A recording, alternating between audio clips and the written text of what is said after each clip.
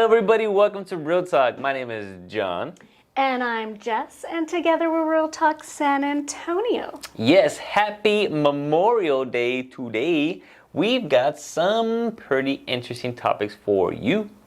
Yes, starting off with Memorial Day itself. We will also be talking about the New Braunfels ordinance about tubing and their rules. Yes. Also, some seniors are being violated.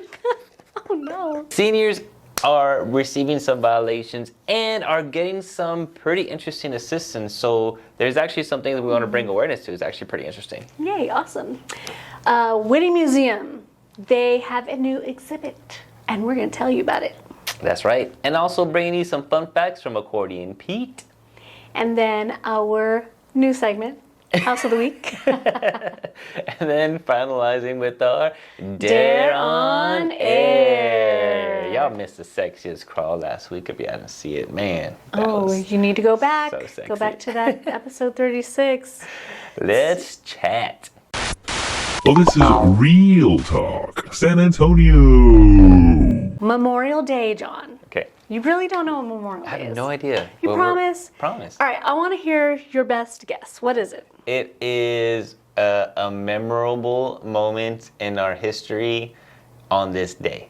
A memorable moment. Yes. Okay. All right, so Memorial Day is the day that we celebrate people who lost their lives in service to our country. Thank you, guys. So we memorialize them. See, I was right. Okay. Happy Memorial Day, guys. Appreciate all those in service and have serviced. You guys are the true MVPs. Yeah, so it's not the ones who are still living. I know, saying, but I'm just saying I appreciate those who are still living. Oh, okay. And those who have. You know what I'm saying? Jeez, always just giving me a hard time. I got to, okay? I got to. New Braunfels Accordions. New Braunfels ordinance regarding tubing. Had you heard of this? Because I vaguely remember something about it last year, but I really didn't pay attention about it because I'm not a big tuber. You are a big tuber. We YouTube all the time. I'm a YouTuber. Oh. Man, look, I used to be super. I'm lying. I'm not super. I actually went a couple times to tubing. But when I went, it was so much better. And granted, yes, this ordinance is to really protect, the river and keep it as clean as possible. I totally get it. But it kind of makes the experience a little bit bummed out and nerd out. A little whack? A little whack.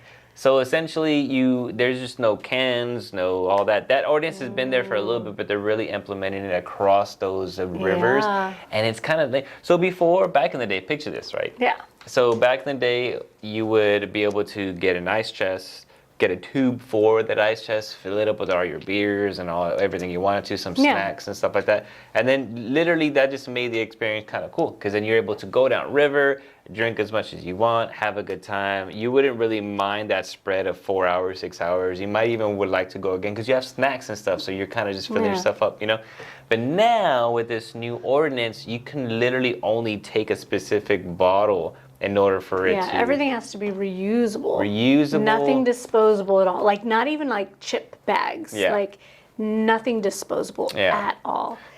I mean, that's kind of tricky, right? It is tricky because I went maybe, I'd say maybe a couple years ago. I mean, even napkins. You can't even take paper towels or napkins with you. You see, that's what I'm saying. So like, now... It's super strict. And the violations are expensive. Yeah. And they are going to be, like, having a show of force to really push this whole ordinance. Yeah, and... I get it, though. I get it. People are messy, especially if they're drunk. Yeah. I get it 100%, but it does take it away. Like, I went with the ordinance in play, and the first time, so one time, I went when the ordinance was just getting going, and I had no idea, so I brought the ice chest and everything. You did the whole normal. Yeah, and we parked and we walked all the way to the front. They're like, you can't take any of this. And I'm just like...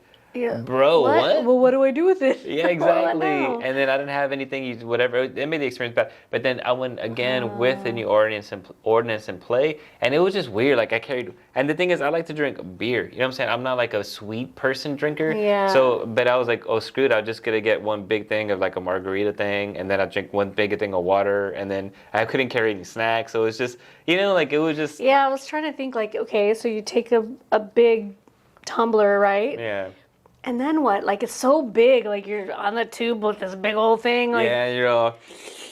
Yeah, it just seems like it would be a very awkward thing, which maybe they're trying to deter people from going there because, from what I understand, like it was a lot to clean up. Yeah, and like I said, I get it, but all this, if they do deter people from going, which I really don't.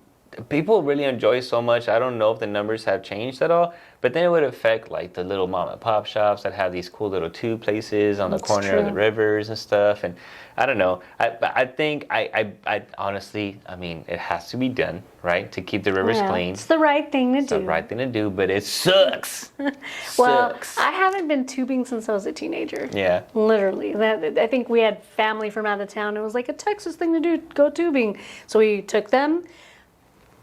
But I've never been back since then. But to be honest with you, at this age, I just think we're like floating on a sewer system. Yeah. With all these other people. I mean, seriously, like it just kind of grosses me out. Yeah. To be there with that much congestion. Like, yeah, I believe, and yeah, you're right. You're right. It is kind of gross. It is actually very gross. But then too, like tubing in San Antonio, it's not necessarily. It's more of an adult thing. Like it's more of like a teenage to semi-adult type of thing to do. You know what I'm saying? Like a young adult. So you're saying I'm too old? No. Is that what you're trying to tell me? No, what I'm trying to say is like, so like for the ordinance to match the people, the demographic, it kind of doesn't really work. You know what I mean? Yeah. In regards to like, so I would feel like it would kind of push the idea away. I don't know though, but I'm just speaking for myself because when I like to go, it would be that. And I'm not like crazy, like I need a billion beers. It's just the convenience of having one ice chest. Yeah. Everybody can, we all tight together. Well, they did say you could still bring an ice chest. I don't remember what the size limit was, but there is a size limit. But you can still bring an ice chest, but it has to be filled with things that are not disposable, reusable items. Yeah, I'm sure we can. I mean, I don't know. I'm sure we can make it fun. I just know that my experience. I was thinking like, okay, you could have like your mug or whatever, and then like have a drink in the ice chest, like something that you could pour into it. But then you can't have like a disposable jug in there. It has to be something in there that's big enough, but reusable. Yeah, and then you wouldn't need the ice chest because it's already. Yeah, it's It's silly. It's silly. I don't know, guys. Are y'all big tubers? Do you like to go out there to Guadalupe River and enjoy it? I know I did back in the day. I don't know about much anymore because it is a sewer system. However, what do you think about these ordinances? Do you think overall they're just the smart thing to do, no questions asked? Or have you tubed before and you realize, oh man, this change is a little uncomfortable? Let us know down below. All right, well, now that tubing sucks, let's talk about runoff elections. Yeah. Cutoff dates? Yes, so tomorrow is the final day to vote in these runoff elections for, the ones that need to be runoff, right?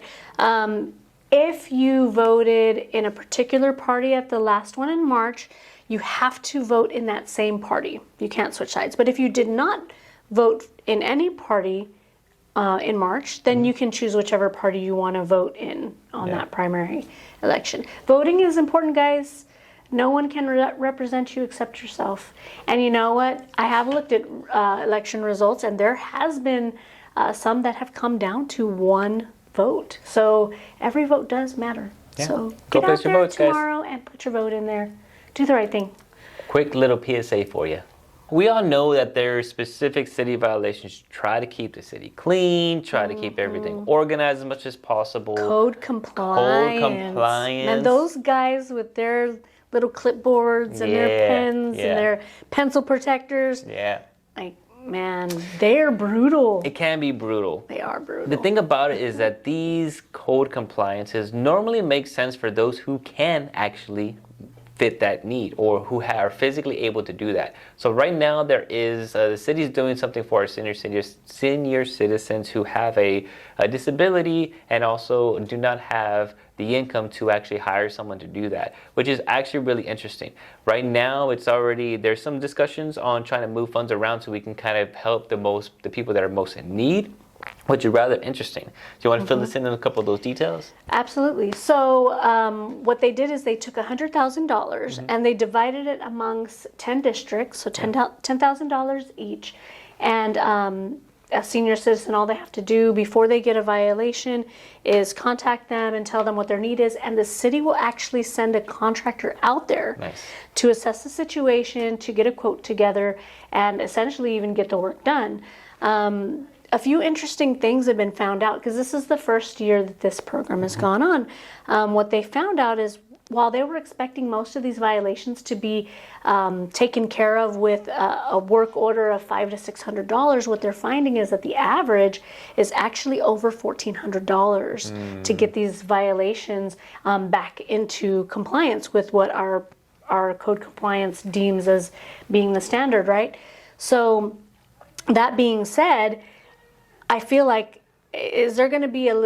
should there be some rethinking about these kind of violations? Because if they are that expensive to rectify, then is it really fair to have such high standards that people can't meet, right? Yeah. Are they keeping up with our inflation, you know what I'm saying? For sure. And I'm interested to see exactly what those violations were, because if there's safety hazards, right? Like, for example, one of the most expensive ones that they're noticing was the tree cutting. Yeah. Tree cutting in general is super expensive because there's a lot of risk in that too, you know, and having the right tools. And I've done it myself, and it's very, too. It's scary. Tough. It's tough and it's scary. So those being pricey makes sense.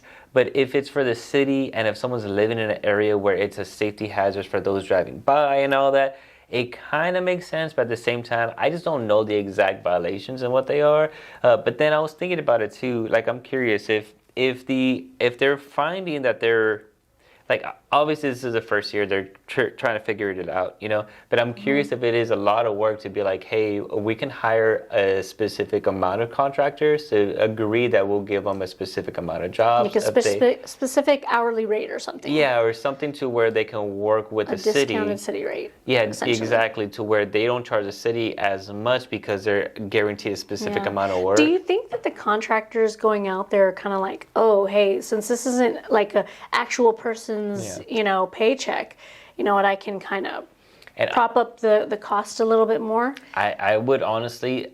So would they really agree to like taking a lower amount? Yeah. I don't know. Maybe quantity wise it might work better for them if they're the ones who's hired. But then then you get into the logistics of making sure that you're staying in compliance with the way that we allocate who gets used in things, and the bidding and all those rules and regulations for bids and stuff like that. Because a lot of times there's rules that you have to have so many bids and that nobody can be connected to them, and just all this kind of stuff with that. It's a lot of work, man. But I feel that's the thing, is like people take advantage of systems all the time. It's so annoying. But like, I'm curious if there is, like, next time, if they continue doing this, which I think is honestly smart. They should. They definitely should, because even just noticing, like, it's one of those things where I always want to have more empathy than having to experience something and then have that empathy or sympathy. Right. But even seeing, like, my parents get a little older and some simple tasks become a little more challenging for them, like, I couldn't imagine somebody being single or somebody not having such a big family and then not having funds at the same time to have to now get a violation or a ticket to be like, I can't even afford somebody to do this. Now I'm getting, Yeah, now I have an additional expense of paying off this violation. It sucks. The thing that really is kind of sucky is that next year we're looking at having a deficit budget here in San Antonio of over $10 million. So we don't even know if this program is going to be able to survive the next budget session, right? So that's already a concern that this may not even be there. The other thing is that they're finding is that the monies that were set aside per districts have been almost entirely used by the districts in, like, the south side, the east side, the west side. But districts in the north side have hardly touched the funds. Yeah. Which makes sense because you have to have two criteria: either be a senior citizen or somebody with a disability, and have a financial hardship that that's going on. So knowing that the northern side, has a little more financial advantage, it makes sense that the people that are qualifying are more in those other areas. So they're talking about reallocating the funds that haven't been used yet back across the whole entire board, redividing them. You know what? And I think that is actually just the best approach in general. Like, first, let's give everybody a fair shot at this. Everybody has equal amount, and then as the program gets used and they're noticing, okay, The trend and where it's really needed. Yeah, then at that point they start, reallocating those funds because it's a fair thing, you know what I'm saying? And it's kind of, the unfortunate but kind of common situation to where, like there's other areas that are going to need it more than the other. But for them to give it a fair, even shot at first and then noticing, okay, that numbers was what they're expecting. Now they have educated data that they can utilize to understand where the needs are at and make sure that we're truly meeting needs and not just wasting funds. Right? Exactly. Yeah. So so it's a really, really good thing. It's really been helpful for people, but they're also learning a lot. Yeah. So it's a good thing. Yeah. Bravo, San Antonio. It is a good thing. And then for those who I can already hear people in general be like, well, the codes are too strict and all that stuff, which maybe they are. But at the same time, when you really, and I'm going to be that annoying guy, devil's advocate, but if you look at a third world country and you see how disorganized things are or how messy are, we really forget how fortunate we are to have a city that has their restrictions, that has their codes, so we can be a little more comfortable driving, look more comfortable with an organized, that people don't have grass up to here and there's rats and snakes and all these things that pose a threat to people walking by, that pose a threat to even people's dwellings because when you have an infestation of that, it's going to end up in the homes, right? Yeah. And we don't want that for sure. So good job, San Antonio. Good job, SA, for taking care of the city and their people. Yes, and if you do need assistance, let us know. We can help get you connected to some of those organizations that can help out. Super excited because the beautiful Witte, has now a new exhibit that has opened. Okay. Sharks, Hey, y'all. You don't need to wait for Shark Week because we got one coming up. And it's not just for a week, it's until September. Nice. So plenty of opportunity. Dude, it's 10,000 square feet Wow. of shark stuff. That's pretty awesome. Like going back to prehistoric times, like telling the shark's story. Like it's amazing. They're gonna have life-size sharks that you can see, and like it's just. That's I'm really blown away. cool. It's so freaking cool. I'm excited about that. Like it's funny because as I get older is whenever I appreciate things that I'm just realizing like. They've always been there. They've always been there, but like sharks have always been there, obviously. But the idea of education, no, I'm just kidding. The idea of education, like I'm really excited to even go check this out. Places like this that actually have a whole slew of them. I actually also heard that Shark Week, a lot of that data and information is not even accurate at all. Oh, so I'm curious, and that makes no sense. Yeah, well, the thing about it was I was told that they try to push out a whole slew of information, so it's like they just gather. They're just grabbing whatever they're not verifying. Yeah, exactly. Not as much. So a lot of that information is correct. So I'm curious to go check out this museum, right, to see all the facts and stuff, and really get some meat into what the actual data is and what some information is on the shark. That's pretty interesting. And the fact that they're going to have it until September. Now, I think it's great because it'll be here during the summer, so it's already hot, right? I mean, it's getting to the point where like you're outside for just an hour, you're like, oh man, I need to cool off. I'm like, I'm not okay. So this is something you can do indoors, on a date, take your kids, whatever. Like this is something you can do to escape the heat. So it's just another thing. Yeah, I think it's a great thing to do. So if y'all are they doing it live, like creatures? Like, are they gonna have sharks there? I believe that it's just like information. No, like statues. What is the right word? I don't know. They're models. dummies. They're dummies. No. No, a bunch of dumb people. No, what are those things? What are those things that they have at stores? Yeah, they're- like that wear the clothes. Mannequins? You know? Mannequins. They're shark mannequins. Okay. I had a joke. I just didn't really have it. Yeah, it works. It works. There's shark mannequins there, okay? Yeah. But they're going to be like life size, so you can see them. And I don't know if you can touch them, you know, but maybe you can. Maybe you not? can when nobody's looking. If nobody's looking. Are you excited for this new exhibit at the Witte? I am.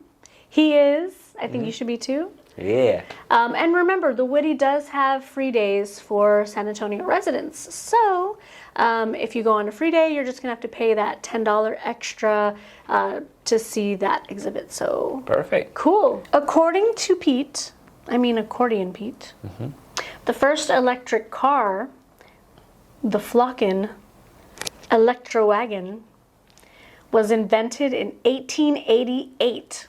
What the flocking? Flocken. Yeah, the Okay. fact that it was created so long ago and is barely popular is interesting. Yes. So this was created by the German engineer Andreas Flocken. That's where Flocken comes in. Okay. In 1886, Carl Benz began the first commercial production of motor vehicles with internal combustion engines. Okay. So this was just 2 years before this electric vehicle, right? So 136 years ago, we knew even then that electric cars was a bad idea. That's flocking interesting. It was so flocking cool. I plucking love it. That was a good one, Pete. Good job, Peters. Now it's time for the House of the Week. We're gonna be looking at 145 East Agarita Avenue. A little bit about this house. It is a 6-bedroom, 6.5 bath. It has 4,304 square feet. Jesus. And my favorite part about it, it was built in 1910. Wow. I love it. I History. love old homes. Yeah. Just so beautiful, so much richness. So we're going to show you the pictures right now. Has a hefty price tag. Okay. It is 1.7 million, but it is running as a functioning Airbnb that brings in $250,000 a year. Jesus. So, you're not just buying a home with this house, you're buying a business. Yeah. So let's check it out. Let's check it out. Oh, I love it. So, this house honestly looks like an old hotel home, like a hotel. Like in an old movie or something, right? Yeah, it has that feel. Like, Look at this. yeah, It's enchanting. So, the backyard has this nice pool, squared off pool, but the decor around it, the greenery, the yard, the landscaping around it is actually beautiful. Feels very resort-like. There's a hotel downtown called it just left me, the Havana. Oh, yeah. Yeah, and it kind of reminds me of that a little bit for some reason. I kind of see that. Yeah. So what style would you call this house? Because it has like a little bit of Spanish in there. It has a little bit of Spanish. It also has a little bit of French. Victorian a little bit? No? Maybe a tiny bit in the woodwork, but not as ornate as Victorian. So it doesn't really, I don't think it qualifies as a Victorian. Yeah. Luxury, just old luxury. Absolutely. Like you really don't see that type of ceiling anymore. Intricate molding, you have built-in shelves, everything just nice wooden. The wood floors. Yeah. Oh, so shiny, so Like beautiful. completely separate dining room like that. Like I'm curious, so we're not in the property, but due to the pictures, I'm curious if the kitchen is completely separated from the dining room. You know what I mean? Because you know how like It seems like it. Yeah, some of those That's older- the impression I get anyways. Yeah. Look at this bedroom with the fireplace. Damn. This just feels like, I don't know, you would wake up just in this mood of just such like so calm and Yeah. Nice. It feels nice and fresh in there too. Those colors, the color palette's great. all the spaces just have so much personality. No corner in this property is left boring. Yeah. And it's interesting because some of the decor in here is obviously set up as an Airbnb, right? Like those double beds and Yeah. stuff like that so they can take advantage of the space. But it's still, they keep the integrity of the entire property. Like it still flows. You know what I mean? Yeah. It is not like, a random, And look at this rooftop. You can view all of downtown like that. That's beautiful. Gorgeous. This is a phenomenal property, y'all. Yeah, so something like this, you know, like I'd be torn, right?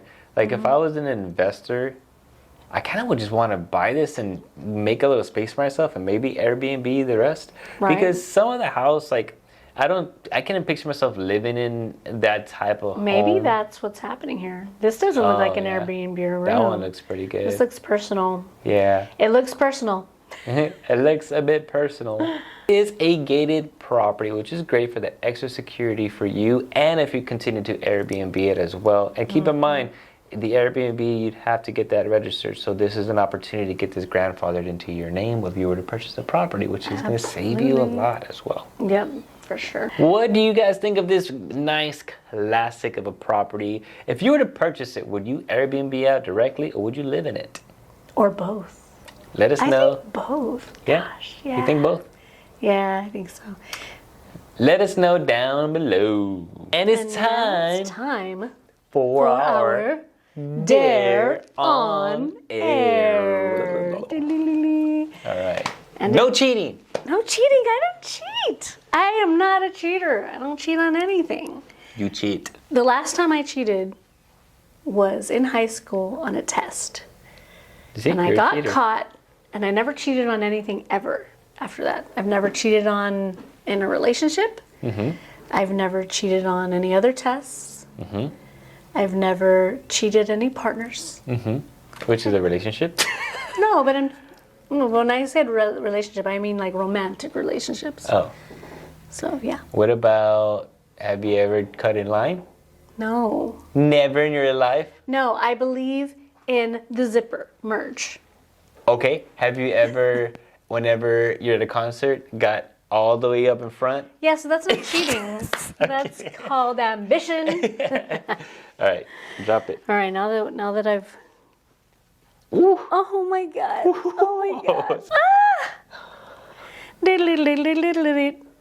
Girl, you're holding on to the whole tower. You're right. That's not how it works. This is so how... That is not how it works. That's not okay. Oh my God, this is terrible. That is not okay. You can were totally do holding it You from have bigger falling. hands. Bro, you were holding it from I falling. can totally do that. Oh my That is God. not, Nothing. guys. Nothing. You held it down. With one hand. How is that even? That is not even correct. Do y'all think that's cheating? You were literally. Answer down below. Was that cheating? Guys, she was holding on to it. I was holding on to it with one hand. That is. Oh my gosh. That is cheating. Oh my God. What the hell? And I pulled it out right too. You done good, John Moses. Jesus. All right, your dare is to impersonate either Siri or Alexa. Okay. Hey Alexa, play my favorite song. What is your favorite song? That song that goes like, I can be your hero, baby.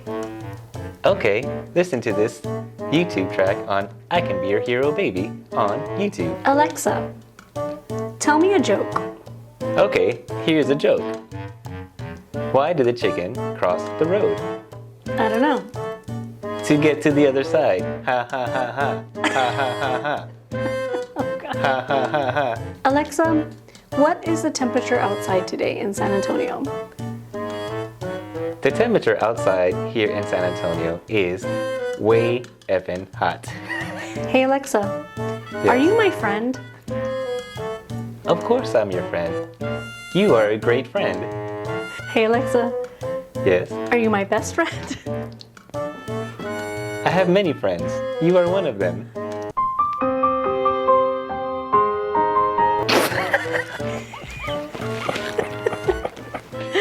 Good job, John. Good job. Thanks. We've had some conversations with people that Monday is kind of a bad day because you're starting off your week, you're really busy, and you're just goal-oriented and ambitious, right? And so sometimes it's hard to jump on with us at 11. So we were thinking, what if we change it to 11? I mean, to 11. we just do it again. Didn't change it at all. What if we changed it to Wednesday, hump day, Yeah. and made it a midweek treat, right? Yeah. What do you think about that? Yeah, let us know because we're curious. We want this to be beneficial and not necessarily a burden, but something to look forward to. And hey, you know what? Mondays are a little busy, right? So yeah. I think Wednesdays, hump days naturally kind of fits the bill. And then also kind of a double question on that. So if we do move it to Wednesday, would it be better at 11 o'clock or would you think maybe 1 o'clock or just in the afternoon? Guys, we haven't made any sort of changes just yet, but we kind of want to know what your feedback is so we can make the appropriate adjustment and make it beneficial for everybody. That's right. Definitely. Happy Memorial Day to you. I hope that you're barbecuing, tubing, whatever makes you grateful for this country and for the people that did lose their lives while serving our country. We appreciate their sacrifices, and to their families, we send you our love today and every day. Thank you for being with us. Bye. Bye.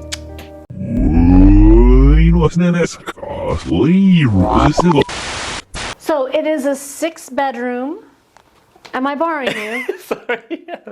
Let's restart that little Rude. 6-bedroom. Let me get this yawn out. I'm kidding. Go ahead.